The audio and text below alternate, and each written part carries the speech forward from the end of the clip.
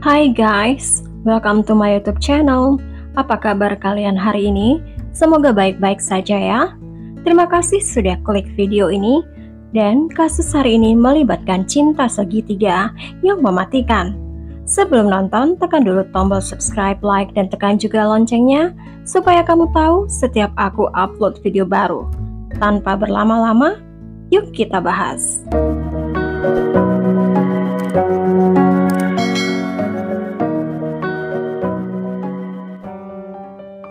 Cerita ini dimulai di kota pantai timur Lawrence, Massachusetts, Amerika Serikat. Dengan penduduk sebesar 75.000 jiwa, kota ini memiliki suasana Inggris klasik lengkap dengan bekas pabrik tekstil di sisi sungai Merrimack. Lawrence pada satu sisi dikenal sebagai kota imigran. Keluarga Lee Manuel Viloria Paulino aslinya berasal dari Republik Dominika, tapi Lee lahir di Massachusetts. Mereka adalah komunitas yang sangat erat, dan mereka semua tinggal di sebuah rumah besar bersama bibi, paman, dan neneknya yang sangat dekat dengan Lee. Setiap Lee pulang sekolah, dia akan menyapa neneknya dengan ciuman dan mengatakan pada neneknya kalau dia mencintainya. Banyak yang mengatakan kalau Lee adalah seorang yang sangat penyayang. Lee dikenal sangat sensitif, humoris, dan pecinta puisi, musik, dan bermimpi untuk menjadi penulis suatu hari nanti. Pada tanggal 18 November tahun 2016, ketika anggota keluarganya mengetahui kalau Lee tidak bangun pagi dan dia tidak bersiap-siap untuk pergi ke sekolah. Ketika mereka mengetuk pintu kamarnya dan menemukan kamar Lee benar-benar kosong. Kamar Lee terlihat sangat acak-acakan dan membuat keluarganya khawatir. Tapi yang benar-benar membuat mereka heran adalah penemuan bahwa sementara Lee tidak berada di rumah, tetapi telepon, kunci, dan dompetnya tertinggal di meja di samping tempat tidurnya. Keluarga Lee sangat menjadi khawatir. Keesokan harinya, dia dilaporkan menghilang oleh keluarganya ke kantor polisi daerah Essex. Pencarian dilakukan oleh keluarga Lee, dan mereka mengumumkan bahwa Lee menghilang. Tapi kelihatannya polisi tidak melakukan apapun. Media juga diam. Keluarga Lee menjadi frustasi. Kelihatannya tidak seorang pun yang menganggap serius hilangnya Lee. Polisi menganggap Lee melarikan diri dari rumahnya. Tapi keluarga Lee tahu kalau dia tidak akan pernah melarikan diri dari keluarganya. Lee adalah remaja yang bahagia dan mencintai keluarganya.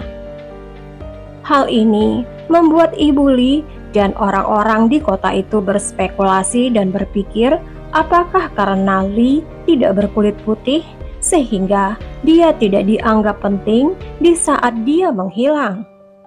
Beberapa minggu kemudian, setelah hilangnya Lee, seorang laki-laki yang membawa anjingnya menyusuri sungai Merrimack melaporkan bahwa dia melihat sesuatu yang aneh di perairan. Ketika dia melihat lebih dekat, dia dapat melihat bahwa itu sebenarnya adalah jasad.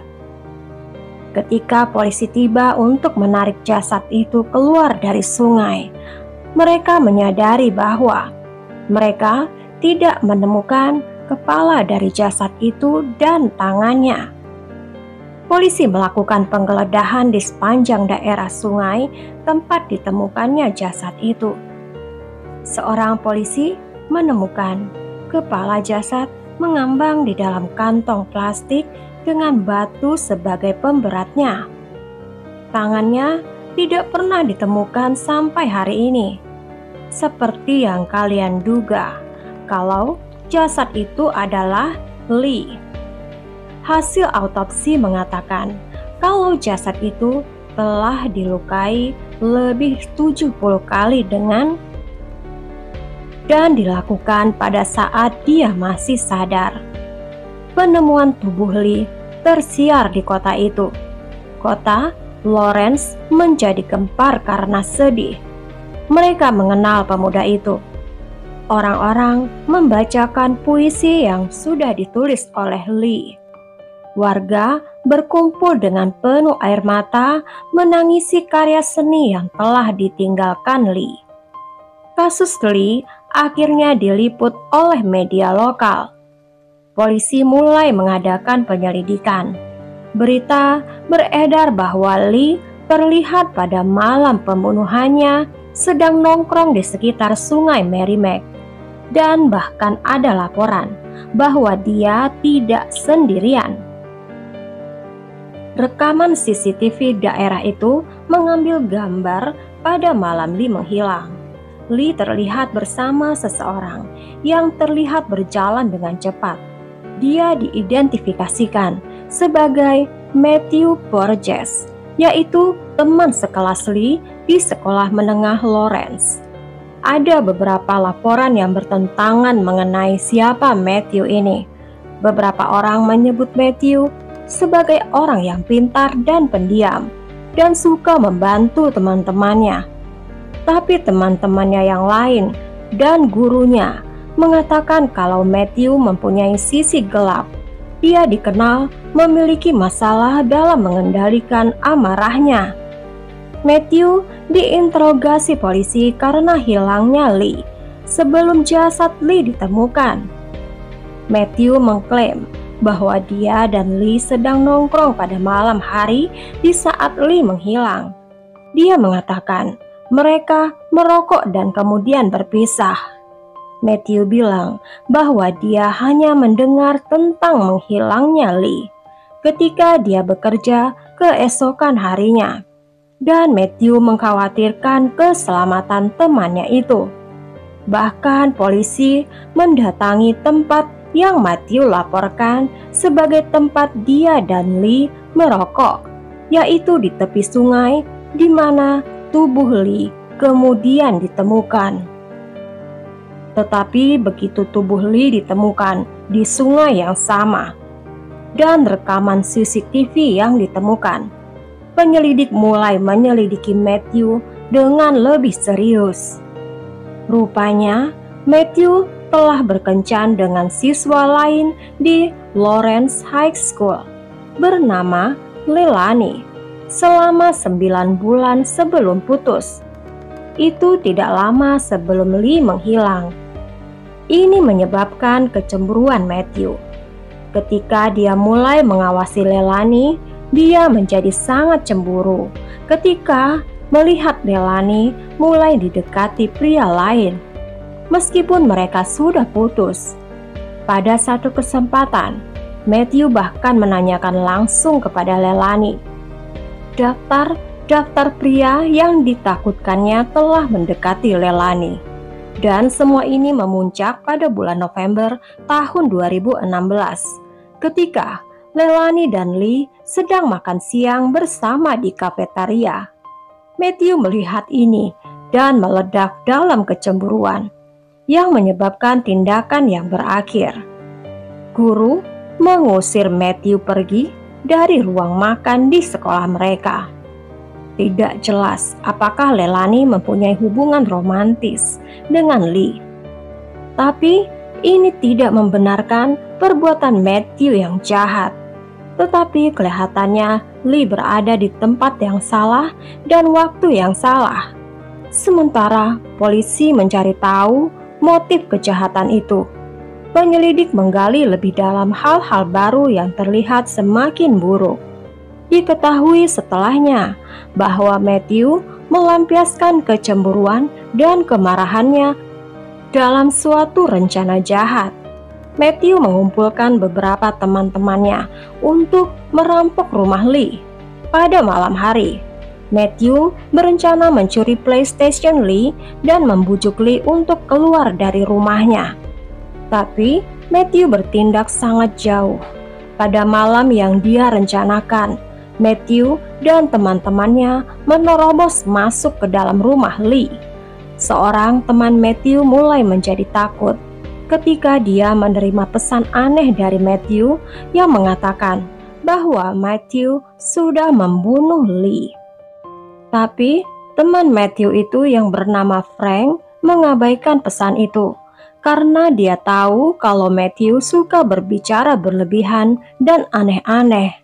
Tapi semakin lama pesan itu semakin mengerikan.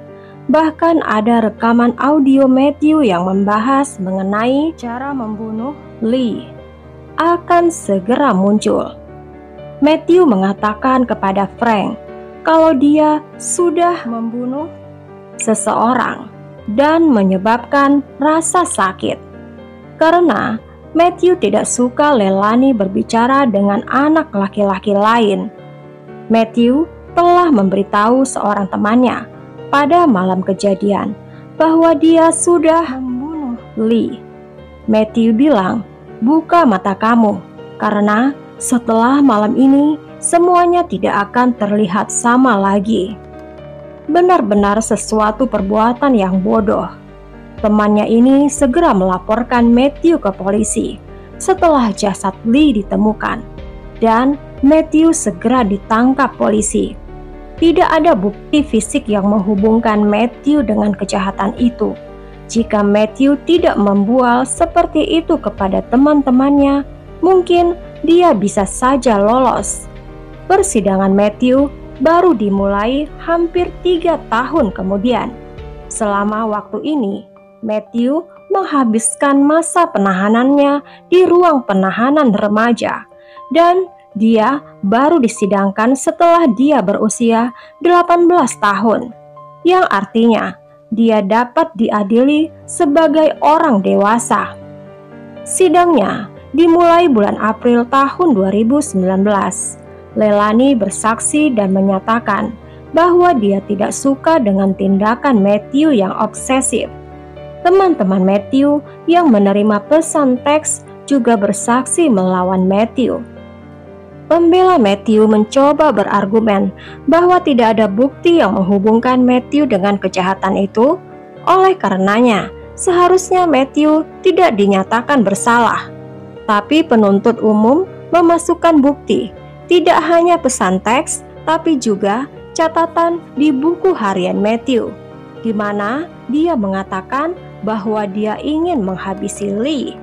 Ia bahkan mencatat daftar tugas yang harus dia lakukan untuk rencana itu. Sidang Matthew berjalan selama 9 hari, dan tentu saja Matthew dinyatakan bersalah. Pembela Matthew mencoba untuk membantah bahwa Matthew pantas untuk mendapatkan hukuman yang lebih ringan, karena Matthew masih di bawah umur pada saat kejahatan terjadi. Pada akhirnya, Matthew diberi 2 kali hukuman seumur hidup, sehingga dia harus menjalani minimal 30 tahun penjara sebelum diberi kesempatan pembebasan bersyarat. Negara bagian Massachusetts turun tangan untuk mengatakan bahwa tidak mungkin untuk memberikan kehidupan remaja tanpa kesempatan pembebasan bersyarat, sehingga dalam beberapa hal hukuman Matthew dibuat lebih ringan. Selama pembacaan vonisnya, Matthew berdiri tanpa ekspresi dengan tatapan kosong. Sampai di sini dulu guys ceritanya. Tulis pendapat kamu tentang kasus ini di kolom komentar ya. Terima kasih sudah menonton ceritanya sampai habis, dan ambil hikmah dari setiap kasus supaya kita bisa menjaga keselamatan. Terima kasih banyak buat yang sudah subscribe. Dan yang belum subscribe, silahkan ditekan tombol subscribe dan like-nya. Bantu channel ini untuk berkembang. Assalamualaikum.